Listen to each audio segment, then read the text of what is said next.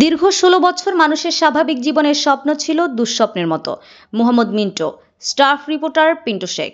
বাংলাদেশের রাজনৈতিক ইতিহাসে বিভিন্ন সময়ে স্বৈরাচারের আবির্ভাব ঘটেছিল, তবে সবকিছু ছাপিয়ে ইতিহাসের পাতায় কলঙ্কজনক অধ্যায় রচনা করেছে শেখ হাসিনার ফ্যাসিস্ট সরকার।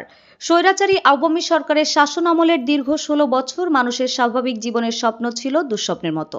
অনেকটা আক্ষেপের সুরে এভাবেই বলেছিলেন কেরানীগঞ্জ উপজেলার যুবদল বিএনপির মোহাম্মদ মিন্টু সিনিয়র সহসভাপতি। ২রা মে উপজেলা যুবদল বিএনপি এলাকায় তার নিজস্ব বাসভবনে সাংবাদিক পিন্টু শেখের দেওয়া এক সাক্ষাৎকারে তিনি বলেন, ফ্যাসিস্ট সরকারের শাসনামলে বিরোধী মত দমনে হামলা, মামলা, জেল জুলুম ছিল নিত্যদিনের ঘটনা।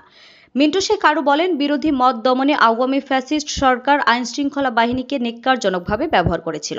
বাবা রাজনীতি করার অপরাধে ছেলেকে ধরে নিয়ে যাওয়া কিংবা ছেলে রাজনীতি করার অপরাধে বাবাকে ধরে নিয়ে যাওয়াই ছিল স্বাভাবিক ঘটনা। আবার এক ভাই রাজনীতি করার কারণে তাকে না পেয়ে অন্য ভাইকে তুলে নিয়ে যাওয়ার ঘটনাও ছিল খুবই কষ্টদায়ক।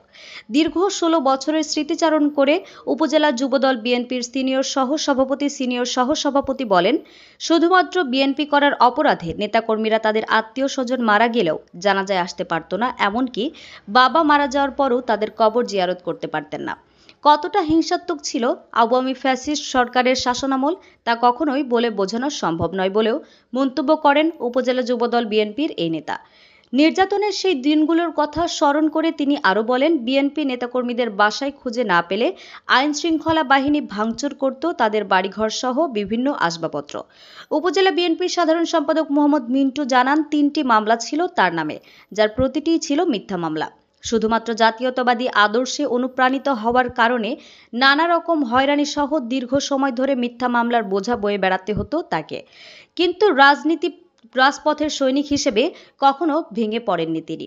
বিএনপির কেন্দ্রীয় নেতা আমানুল্লাহ আমানের সাথে অসংখ্যবার জেল জীবনে সময় পার করা মিন্টু আরও বলেন, রাজনৈতিক আস্থার ঠিকানা হিসেবে জননেতা আমানুল্লাহ আমানের মাঝে আমরা আলোকিত কেরানীগঞ্জ গড়ে তোলার স্বপ্ন দেখতে পাই।